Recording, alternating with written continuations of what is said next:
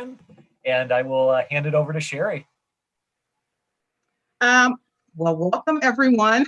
I don't know if my video is on now, but I'm going to let that be okay and keep it moving. Welcome to the I Have a Dream to Invent Part 1, the path to a patent, how to draft a provisional patent application and become patent pending. For those of you who are brand new to the inventing process, you may be daunted by a lot of things that you are forced to learn within a short period of time. And in general, a lot of us have invested so much time. We have a bachelor's degree and producing nothing. But then when we finally figure it out and get all of the information the hard way, then we're finally able to become invented. We're wanting to alleviate that process for you and simplify it so that you can become patent pending and are able to trust the information that you share is not going to result in your risking your patentability of your particular idea or product.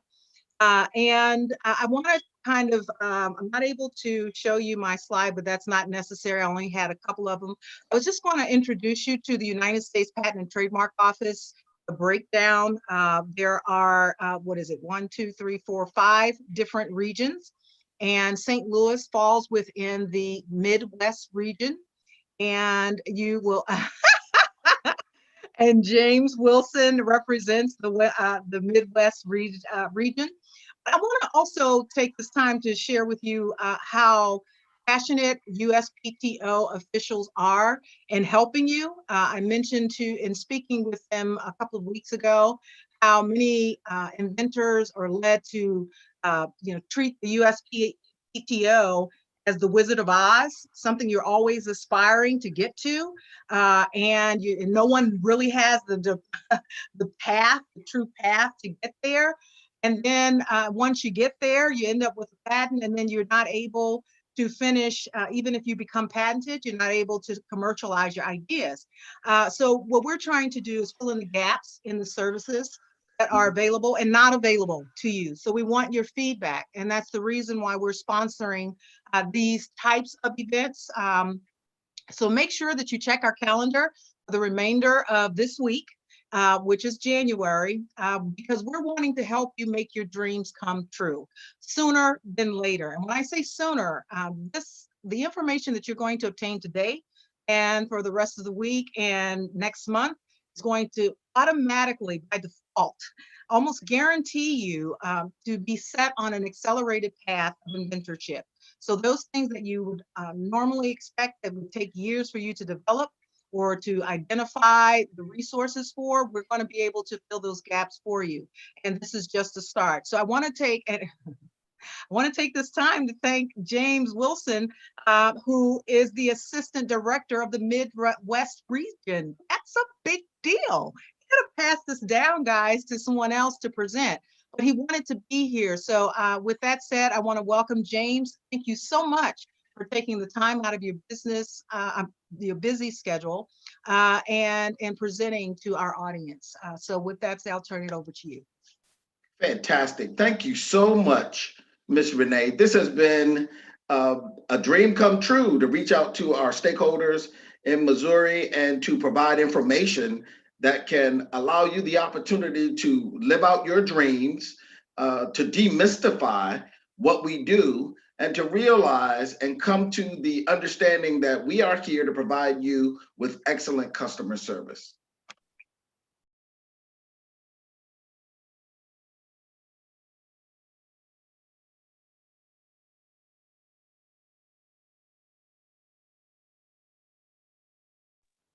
How to fill out the form.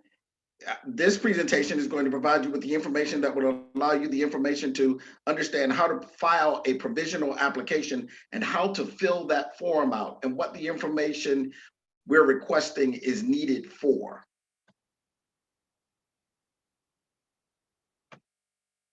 The objectives for this will be to understand the key difference between a provisional application, which is not examined and which is a placeholder, and a non-provisional application, that application finds its way in front of an examiner, and it is really the formal process that one would undergo in order to obtain a patent.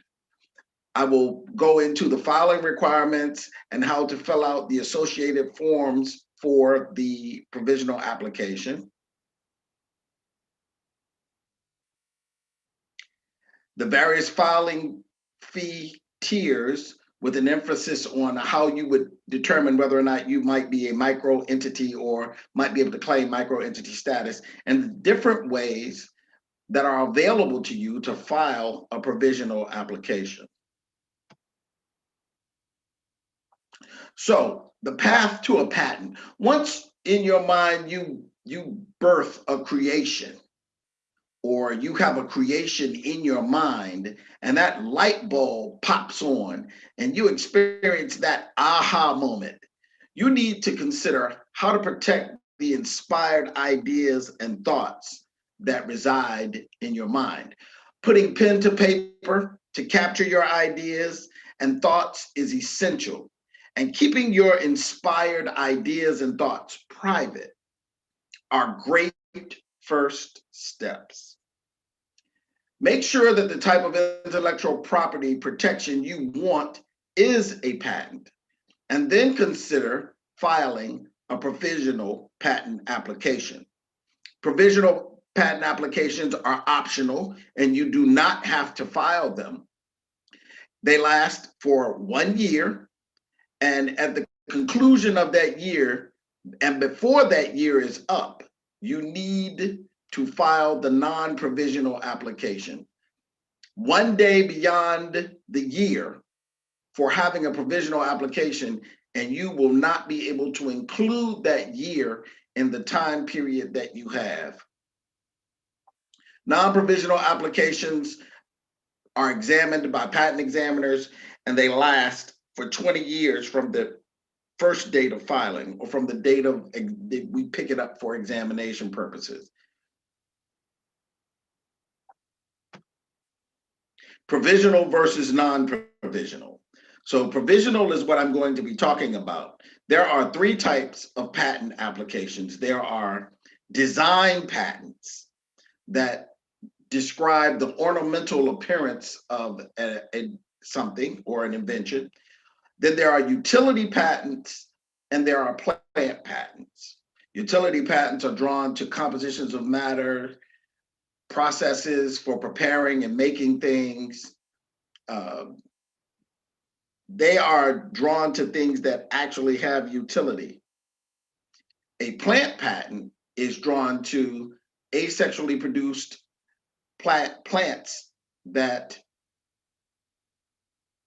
are novel and new and are available for patenting. So you can file for a provisional application for a utility patent or for a plant application, but this application process is not available for design patents. This application is not published or examined. It has a 1-year time limit, and that 1-year time limit is to allow you the opportunity to have a year to get yourself together.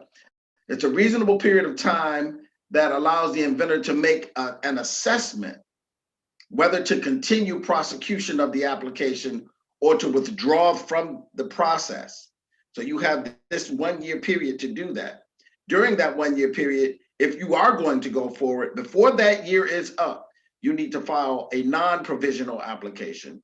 And that's the formal application that would go before an examiner. That application would be published 18 months from the earliest filing date, and unless you request non-publication at filing. It is examined. It must have claims. Claims are what actually define the patent, and that is how you would arrive at getting a patent. Provisional patent application requirements. It's a simplified filing process with watered down requirements from a non-provisional. The things that you will need in order to file a provisional include a cover sheet which is a form PTO SB 16, and it on its face will clearly indicate the applicant is filing a provisional application. You must provide a description of your invention. We call that a specification, and it must be in compliance with 35 USC 112, paragraph A. Under this code, you must enable your invention. You must provide a clear written description, and you must also provide the best mode for carrying out your invention. So how to make, how to use, and to describe exactly what that invention is. If drawings are necessary in order for others to understand what your invention is, then you need to provide those when you file your provisional, and there is a filing fee. Provisional patent application requirements continued. You must provide a cover sheet that provides a clear indication that the applicant is filing a provisional application. It must be clearly indicated that what you are filing is a provisional application. The individual components that are required on that form are the inventor's names, the inventor's residence or residences. If there are multiple inventors, then we need to know where you reside. The title of the invention, which I believe must be less than 500 characters, not 500 words, but 500 characters. A correspondence address. We need to know where you live, but if you have an attorney who is filing this for you or someone who is doing this on your behalf, we need to have a correspondence address to know where we send documents. If there is an attorney, then we would need your attorney information. And if your application has government interests, we would like for you to indicate that as well. So this form that is before you is the SB 16 form. Mine is blurry, and I hope yours isn't. But what I'm going to do is I'm going to blow these individual sections up, and we're going to walk through. But this is the entire form for filing a provisional application. So at the top of the form, you would first insert your name, and all inventors would put their names, and you would do it in the manner that's indicated. You would put the first and middle, if any, and then you would put the last name or the family name or the surname. And then we would need your residence. And in that residence, we need a complete address that includes a zip code. Now, the name of or the title of the invention, in this instance, what we will use will be a dough making machine. How ironic, Jane and John Doe are have a dough invention, a dough making machine. Okay, so the provisional patent application cover sheet continued. As we make our way down that form, we look to find out if there is a firm or if there is an individual name for the person who is representing or who is the first named inventor. So in this case, it's Miss Jane, and we have her address, and it's provided in total. There's a street address, there's a city, there's a state, and there is a zip. There's a telephone number and an email that is also requested. And one of the things that I would encourage you to do is to fill out all forms completely. There will be an application data sheet that you would need to indicate. If there are any sheets of drawings, as I said, if there is a necessity for you to include drawings to help explain what your invention is, then you would need to articulate how many drawings you have here, where it indicates you need to put how many drawings. And then there is the specification or the description of the invention. And in this instance, for the dough making machine that the doughs have, they have 3 pages. The method of payment is always going to be critical and important. And the method for payment, in this case, applicant is going to certify their status, and they certify their status as a micro entity. And I'll go into what would differentiate a large, a small, and a micro entity. These individuals, you can pay by check or money order. The does are paying by credit card. And there is a form that's attached that you would need to use in order to facilitate that payment. Provisional application continued. Now we're on the second page. This invention was made by an agency of the United States government or under a contract with an agency of the United States government. This dough machine is not. But there are times and there are instances when inventions are prepared or created by an individual who works for a United States government agency. And the government would want to know if that is the case. Here with these slashes and this indication, this is the proper methodology for signing on an electronic document, such as this provisional patent application cover sheet, to submit to the USPTO. You would, of course, use the proper date, type or print your name, and we would get your telephone number. A docket number will eventually be assigned to the application. If you have one, then we would like to know that. Basic fees, how do I pay, or what is going to be the amount of money that I will need to shell out in order for me to establish my patent application? If you are a large entity, a company of great size, or a company of note, you are more than likely going to be designated a large entity. There are requirements that would set you apart and allow you the opportunity to be a small entity, such as an independent inventor, a small business concern, or a nonprofit organization, such as a university or the like.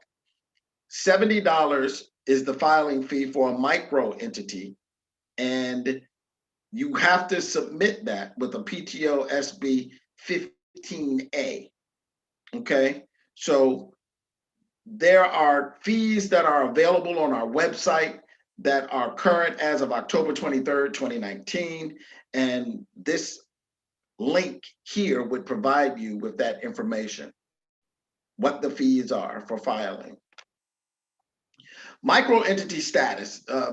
Given an opportunity to be a micro entity status and to pay a fraction of what everybody else pays in order to file for an application, I would want to do that. So what certifies an applicant to be a micro entity? Okay, first you have to qualify as a small entity. And then to make the determination as to whether or not you qualify for micro entity status, you have to fulfill all of these requirements. You could not have been named as an inventor on more than 4 previously filed US patent applications. Now that excludes provisional applications, okay? So if you are listed on 4 non-provisional previously filed US patent applications, then you will not qualify for micro entity status. You did not, in the calendar year preceding the calendar year in which the application fee is paid, have a gross income exceeding 3 times the most recently reported median household income. So you would ask, okay, what is the most recently reported median household income? A roundabout figure for that would be $60,000. And that's gross. Okay, so you would do the calculation.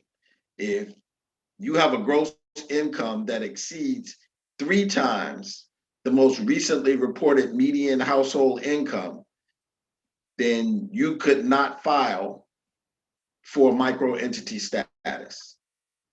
So 3 times 60,000. James, I thought that was not 120. It's not 120 up to 100. It's 120 for the micro entity. I'd have to go back. Hold on. Mm. And don't go back, finish your presentation, but and I'm just verifying because that's been what we've been sharing by another patent attorney. Which, Okay, so micro entity status. Got to give you the wrong information, so that's all. Micro entity status is 70. Now, this says as of October 23rd, 2019. I'm not sure whether or not we've had a fee increase. Patent examiners, we do not deal with money normally. We can explain to you this type of stuff, but we don't normally deal with money. So I will get back with you and I will absolutely positively verify. So I know the fees, your fees have gone up. I think it's $85 for the micro entity, either Okay. 85 or something like that. But I was more so as far as the income, household income, I thought it was 120. But we can revisit that. I don't want to throw you off your, and it doesn't have to be today. We can just find that out and then kind of post it or something. Okay, well, I have people, my people are listening, so I'm sure There you that go. someone is, That's true. someone is capturing that's who I was that. talking to. I'm sorry. I have my people listening and Okay. they will provide and we will get an answer to you expeditiously. Okay? I believe it. Okay. Certification of the microentity status, as I said, requires the utilization of this PTO SB 15A form. So it's really fairly self-explanatory. It is a PDF, and you would type this information in when you access this form online electronically, and you would put your name in, you put the title of your invention, and you would check that box and put the rest of the information in that's relevant and that you need in order for your form to be complete. As I stated earlier, the 2 slashes on the sides of the person's name are indicated as an electronic signature that we will accept. How to file, or how should you file? You can file on your own. You can file by yourself. Okay, you can file on your own, and that's called filing pro se. You're a pro se inventor if you don't have legal representation in filing your application and marshaling the application through the examination process. We always encourage everyone to secure the assistance of a registered attorney or agent. Filing a patent application is a very complex and difficult process. What we do realize is that there are a lot of people who are smart enough to do this and to answer these questions and to make their way through this process on their own. So we have individuals who provide assistance and specific assistance to those who file pro se. And like the trademark office, we have quite a few YouTube videos and all manner of assistance that is provided via our website. So what are the filing methods? We encourage everyone to file by EFS Web. You can file by mail, or you can walk up to a window at the USPTO headquarters and drop your application off. It has gotten to the point now where filing it by mail and walking up to the USPTO headquarters window is more expensive than filing it electronically because it requires more processing. If you bring it in by mail, we've got to open it, we've got to process it by hand. When we have a document that's electronic, then we can manipulate it using electronic means. What is EFS Web? Electronic Filing System Web. USPTO's web-based electronic filing system for patent application submissions is exactly what EFS Web is. It's available anytime, anywhere, with minimal software requirements. Standard web browser, internet connection, and you are golden. You are in there. You are on that site and ready and capable of filing a provisional application. Immediately route your documents to the USPTO internal systems and provides instant electronic acknowledgement receipt to the user. So you wouldn't even get that if you walked up. If you walked up, somebody was there, they might be able to stamp a piece of paper for you. But when you do a mail in, I'll talk about that in a second, you don't even get instantaneous electronic acknowledgement of the filing of your application. Anyone can file a new application as an unregistered e-filer. All types of new applications can be filed. There is limited functionality and no follow-on submissions. So you need to make sure that everything that you put in that application is complete and that it's right. Users can register also for a public key infrastructure certificate to access EFS Web for registered e-filers. This allows you and gives you access to what you filed. The user PKI certificate acts as a security key to log into the system so that you can see what your submissions are. Full featured access to all available submission types, all of the things that you have submitted, and follow-on submissions are enabled. EFS, there's a quick start guide on our website that will walk you through that process. If you have questions, you can actually call toll-free to the Electronic Business Center to have any questions that you have about your EFS Web submission answered. You can email your queries and questions also to ebc@uspto.gov. We have an Inventors Assistance Center that has hours in the Eastern Standard Time Zone that are 8:30 a.m. to 8 p.m. There is the number that you can call for the Inventors Assistance Center. And I would like to encourage you, if you are in this process and you have a question, to call the Inventors Assistance Center. The Inventors Assistance Center and the Trademark Assistance Centers, they are excellent in customer service, and they will get back to you. They will do their best to provide you with the right answer. They won't just answer your question to get rid of you. They work diligently to provide you with the best answer to the question you're asking. Now, sometimes what we are challenged with is people don't know what question to ask. So conversations and discussions with professionals in the field allow you the opportunity to have a better understanding of what you want, what questions you need answered, and how to maneuver in this environment. Submitting in paper. You can submit your request in paper through the U.S. Postal Service.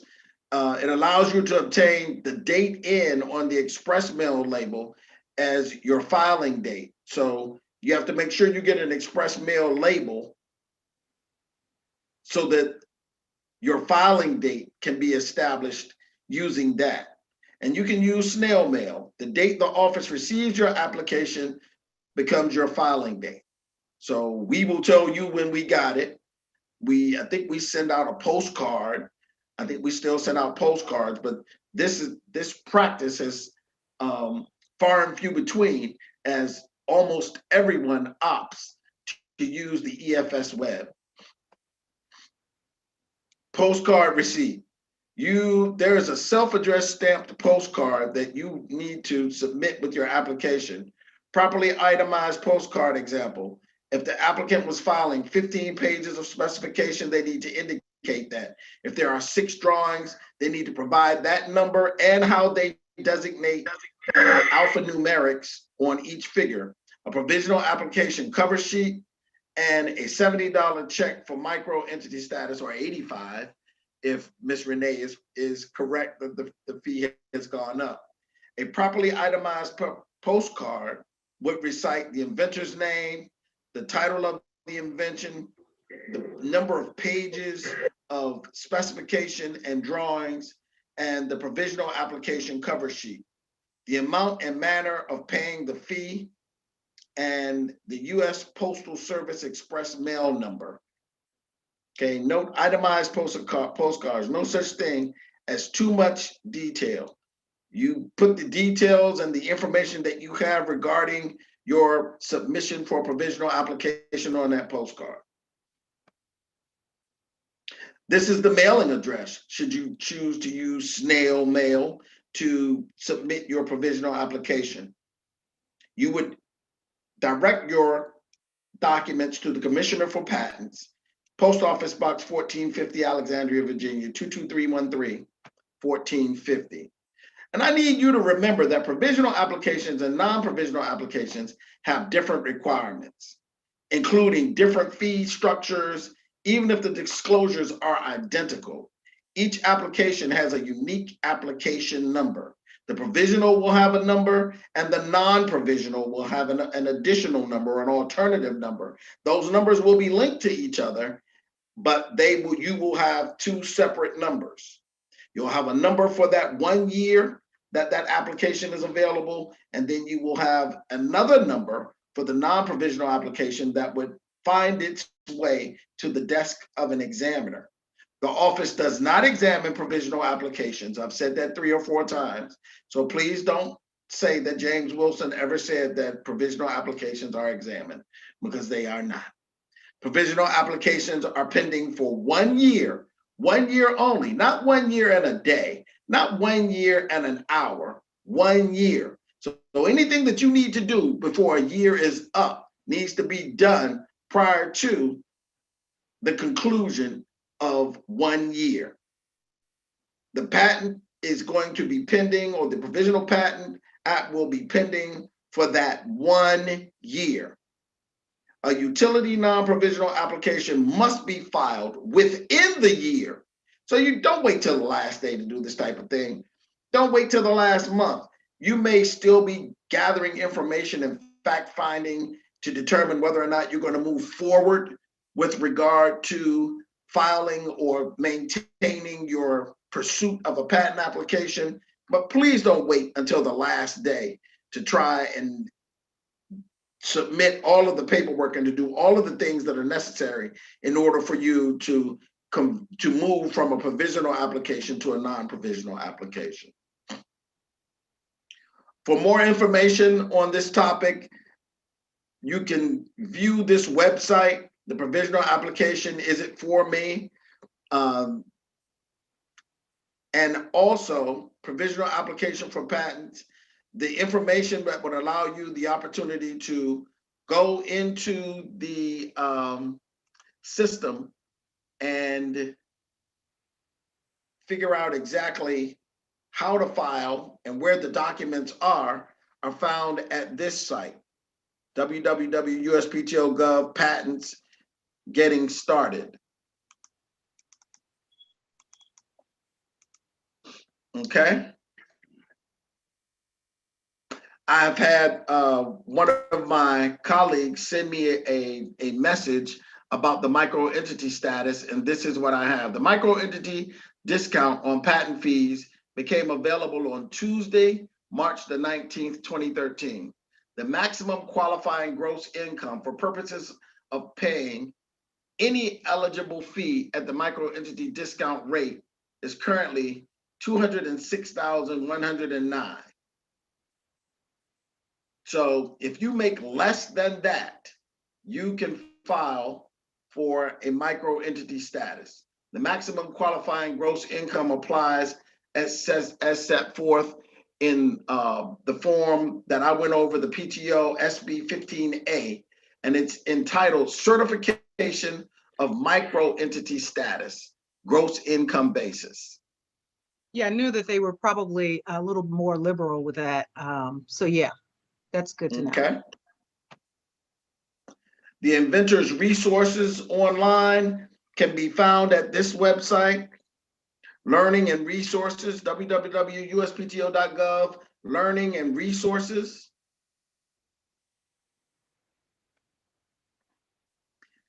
And a quick review of the objectives provides differentiated between provisional and non-provisional applications. The filing requirements and how to fill out associated forms for the provisional application. I went over that and we did it almost line by line, the significant and the most crucial information that's needed. We talked about the various fee filing tiers, large, small, and micro, and the different ways that are available to you to file a provisional application using EFS Web, using snail mail, or actually walking up to the USPTO window and dropping off an application. I'd like to thank you for giving me this opportunity to speak with you. One of the things that we would like to do in the future with your group is to talk and walk you through how to make some determinations using our website. You say people talk about the USPTO as like being the Wizard of Oz. It's not so much the Wizard of Oz as when you get to that website, you don't know where to start. And you're a little, sometimes you can be overwhelmed by the amount of information that we provide. And all of the information that we provide is relevant and it's great information, but it can be daunting and it can be overwhelming. And one of the things that we want to do is to start talking to people and providing opportunities to walk through what is actually on our website so that there is clarity and understanding of how to move through. Okay. And the website is, I've always stated that the website is very comprehensive and Yes, it's straightforward, but it's an encyclopedia. And individuals who are, and that's what it's supposed to be, because people are coming in with different learning backgrounds and academic backgrounds or what have you. And then time, people, you may be someone like me that you doesn't matter what your degrees are. I don't have that kind of time to go through the encyclopedia. Same thing with Wikipedia. That's the reason why people go to websites as opposed to going to Wikipedia like we used to. So and that's just feedback. But nonetheless, you used to be a patent attorney. I mean, not a patent attorney, a patent examiner. I was a patent examiner for 28 years. There you go. So, I mean, talk about know the guy who knows the information.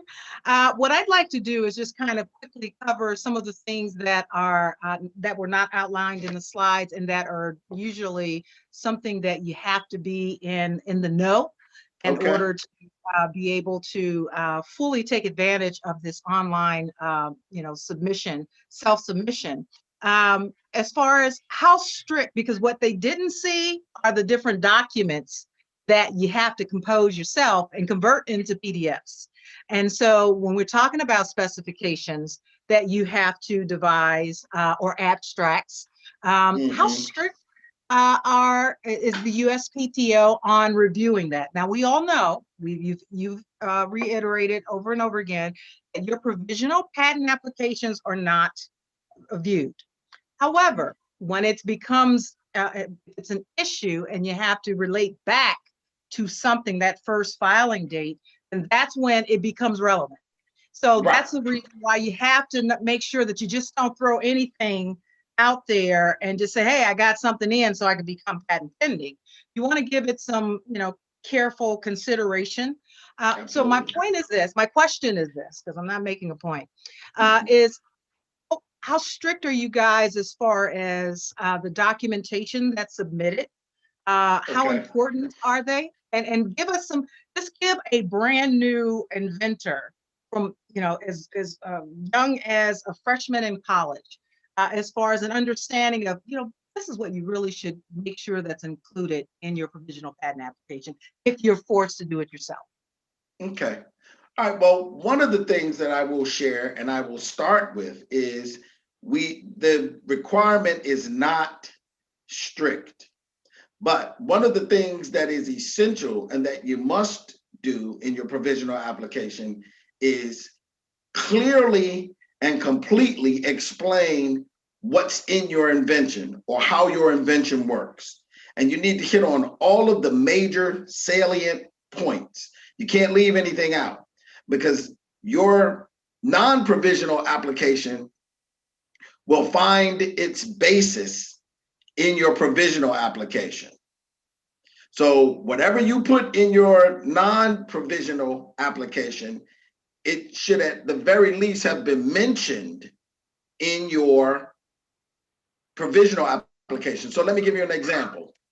And it's really difficult to give an example. One other important thing that I'd like to share is when establishing a filing date for your application, for example, the provisional application must fully support the invention in the non-provisional application in order to get the benefit of that filing date.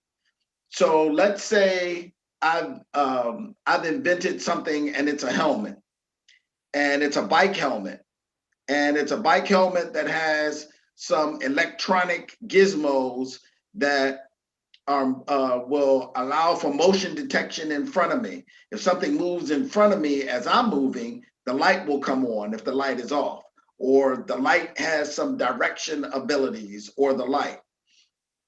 There may be all manner of lights that you could use. You could use LEDs or different types of light bulbs or light sources. So you need to make sure that you say multiple light sources can be used to provide the light source, or multiple or alternative heating processes may be used in the process to arrive at the proper temperature in order to, you could put it in an oven, you could microwave it, you could actually put it over top of an open fire. But you have to be able to move within the language and the body of the description that you provide in the provisional application. There are people who provide, Ms. Renee, there are people who provide specifications that are handwritten and that are nothing more than 3 or 4 paragraphs. And it's a description of what, yes, and it's a description of what the person believes their invention is. And as long as you fill out those documents that I went over properly, and you provide the filing fee, we will do everything that we can to assist you in completing that provisional application and establishing that date for you so that you can have that time to move forward.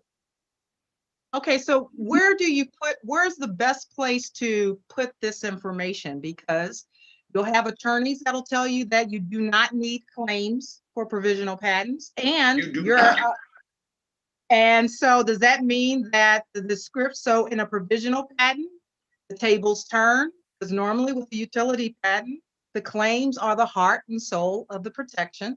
So You're saying that with the provisional patent, the specifications represent more the description. Okay, because there are descriptions and specifications and an abstract.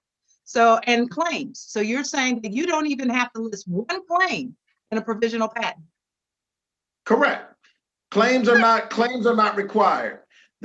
I went over the parts that are required. You need a description, and you need drawings if necessary. You need to file the fee, and you need to fill out that SB 16 form to indicate that you are filing a provisional application. That is what you're filing. So we won't be looking for claims, and we won't be looking for all the other parts of a non-provisional. And then specifically, what does a provisional patent offer you? What type of protection? I think inventors really need to know what it means, because it doesn't mean that you have a utility patent and it's been granted. It means that you can start talking publicly about it. And I don't want to put words in your mouth. You as the patent examiner and from USPTO, could you clarify once and for all, what does it mean to be patent pending? Okay, so now our system, I'm sorry. I said with a provisional patent. Okay, so now our system as of 2012 is a first to file system. And that means that the first person out of the gate, the first person to submit documents to the USPTO, the first person to establish a filing date. It allows you the opportunity to say, I invented this prior to this date, and I'm starting now, and I'm giving you every indication that I am going to move forward and seek a patent for this invention. So without all of the requirements that come with a non-provisional, you can provide us with this bare minimal information, and it will prop you and put you in a position that will allow you to say patent pending. You bear the responsibility of not letting your invention get out and somebody come behind you and actually file your invention and not file a provisional, but file a non-provisional. So you have to protect the provisional information. You should sign non-disclosure agreements and disclosures with people who you're talking to about it. If you want somebody to help you, then you need to make sure that no one else can go behind your back, take your invention and file it in the United States Patent and Trademark Office. Now, this year that you're going to be having your patent pending, this year will allow you to do market research, to do analysis as to who your stakeholder population is going to be, those who are going to utilize your invention, whether or not there is a need or a want for the invention. It will allow you the opportunity to be in a better position once everything is settled and you have your provisional application. It'll allow you the opportunity to determine who owns it and what your invention is and how you're going to move forward with it. So it is really it puts you kind of in a holding pattern and allows you to do a lot of the background work and a lot of the moving around to make sure that you want to spend the additional money to move into the non-provisional patent application stage.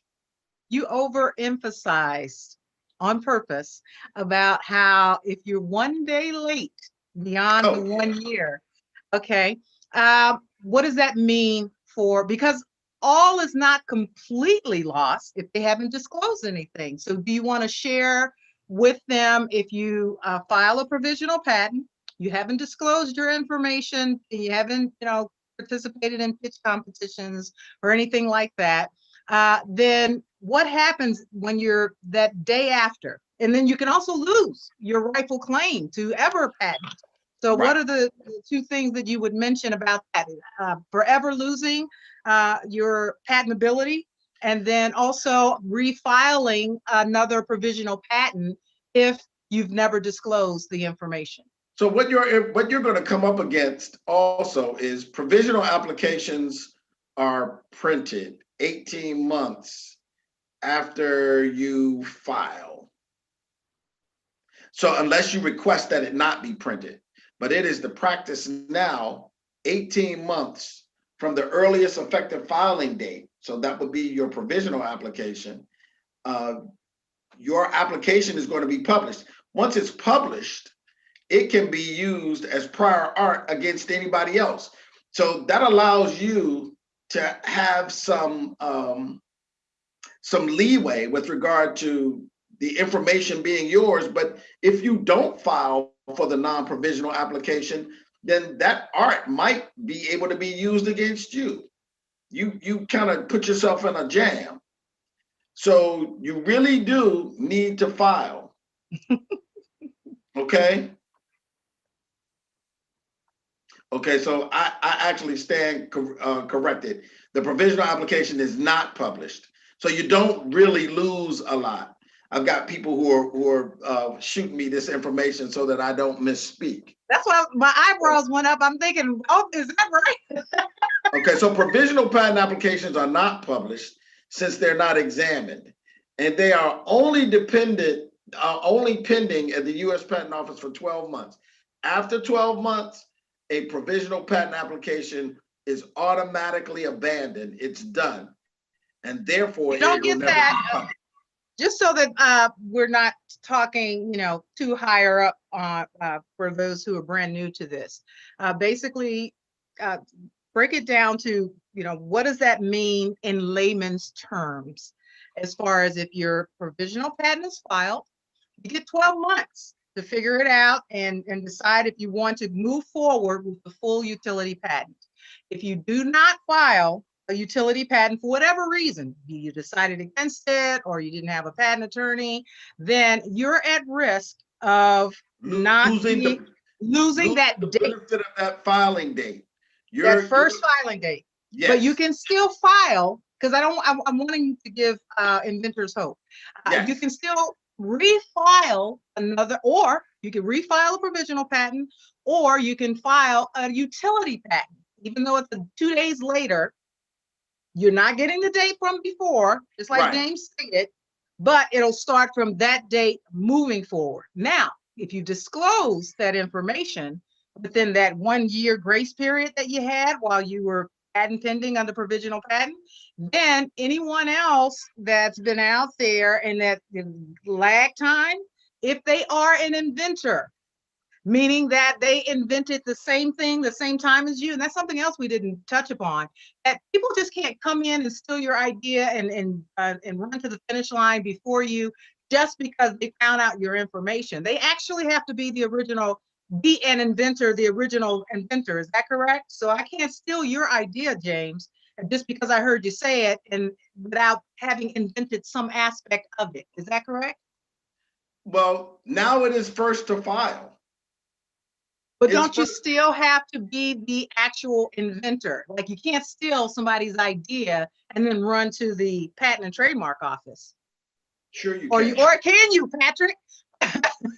Sure you can. That's why we tell you not to disclose your information. That's why we tell you to hold it close to the vest. That's why we tell you to be very careful, because now in a first to file, you could be a little guy, invent a new comb for your hair, and you can disclose it to Goodies, who makes combs, and Goodies can go and file and take your invention because they were able to file before you did. So yeah, that is one of the reasons why we're out and we're trying to educate the public. And inventors had that protection. I thought that was one specific clause that said that you have to show proof that you originated the idea. So if you were competing with someone that happened to have had the same idea, and then you guys are, racing to the finish line, then that's different. But if someone else is coming up and saying that I saw this idea and I'm going to steal it from you, and because you don't have the wherewithal to pull it together, I'm going to get to the finish line before you, I thought that would be rejected. That could be contested. Is that not the case? Or I know that every case is different. So it's not, what you're telling me is not telling us is not going to be absolute. But I thought in general, I thought that's one thing that you had working in your favor as a small inventor. I'm going to have to get back with you on that one. It's my understanding that when the subject matter of the intervening disclosure is the same as the subject matter of an earlier inventor originated prior public disclosure. But see, that's a public disclosure. So you're saying I had an invention and I was out selling it. So that would be a public disclosure. And then I didn't have a patent for it. And then somebody came along, saw me selling it, took it home, took it apart, looked at it, and then filed a patent application for it. Yeah. Yeah, okay. I mean, it could be a family member too. A family member could do the same. But I'm just saying, but if you're not, I thought that if there's proof or evidence or no records or proof that you were the inventor, that you would not be able to file it. You will, even though there is a first to file statute now. But that's okay. Won't belabor it. Just get back. I'll have to check that one and get back to you about that one. And then finally for me, and I'll open it up for anybody else that has questions. I have just a few minutes left. As far as COVID, the pandemic has been brutal on everyone, and including inventors. And I know that you guys offered an extension to inventors as far as if your provisional patent expired within the 12 months, that I don't know if you granted 3 months or 6 months or whatever that window was, but a lot of people didn't know about it. And because it wasn't something that you guys emailed or mailed out to small inventors. And so now their innovations are caught in the abyss post provisional patent. I'm asking if there's any discussion moving forward, because I know you guys don't have anything now, because the pandemic has only gotten worse since you guys initiated this back in, I think it was, I don't know, March or May. Where are you guys with that? What type of considerations are you going to consider giving to not just pro se, but just any inventor who may have missed the deadline for a number of reasons, whether it's because they could no longer afford an attorney or because they never had an attorney and they were pro se, whatever that may have been. What are you guys doing about COVID?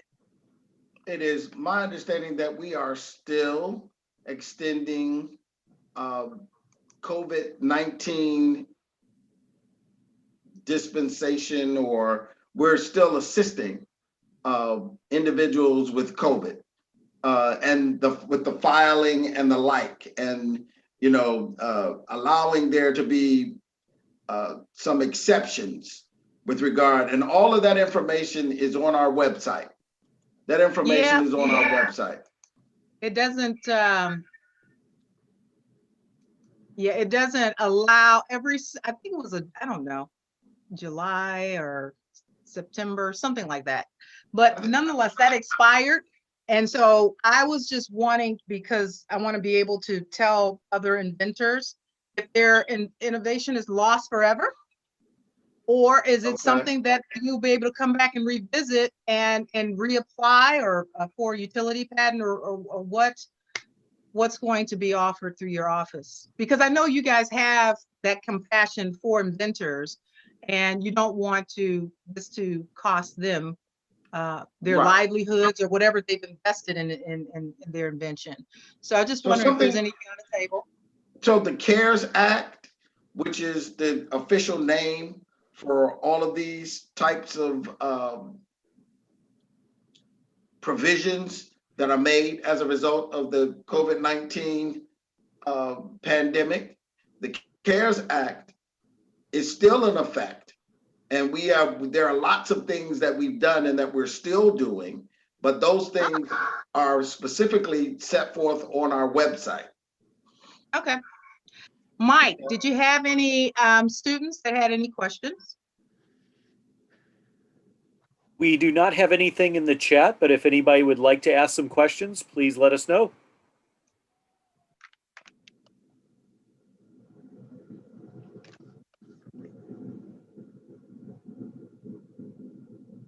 Oh, James. Yes, ma'am. What about the cost for errors? Because we're encouraging them, not encouraging them, we're letting them know that they can file a provisional patent themselves, which is a great thing. By the way, you did a great job. But if there's an error in completing it, it costs money. Is there anything you want to share with them that's a common mistake? And then what mistakes are okay to correct? And then what mistakes require additional $100, $50, or whatever that may be? Okay, so now you've moved beyond my expertise, because as I stated earlier, we don't deal with the money aspect. But what I can do is that question has been captured, and we will respond. We will provide that information to you. Okay.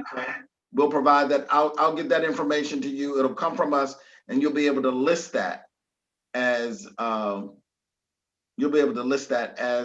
part of the questions that were asked that we subsequently needed to answer.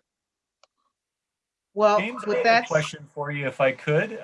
For provisional patents, we have a lot of inventors that will start with one idea, and as they're doing customer discovery, find out what they thought was the biggest component of their invention has now changed, and they make revisions to that. How would you recommend that they go forward? Would they file another provisional patent in 8 months? Would you recommend that they use that 1 year for customer discovery to really refine what their product is and then file a full patent? What would you recommend there? Okay, you're getting into a kind of gray area that would be business advice or legal advice, and we don't really provide that. But this is what I will say for you to consider. As you're making the determination regarding how you want to proceed, if you believe that you could come to a realization or understanding of what you wanted to do before that 12 months, that 1 year expired, then I would move forward into my non-provisional. But if not, the invention changed so much that the specification or the written description that I have provided doesn't actually do justice to what I have now determined my invention is going to be, or what I want it to be, then what I would do is I would file another provisional application to capture that so that there is some basis for my non-provisional application to move into the direction that I really want to go. James, is that considered a continuation in part? Is that only with utility patents, or does that apply to provisional patents as well? Provisional applications cannot be continued or modified in that way with regard to being kept alive. At the end of that year, they die. So prior to the end of that year, you could refile another one, but that date that you filed that provisional will be your new date.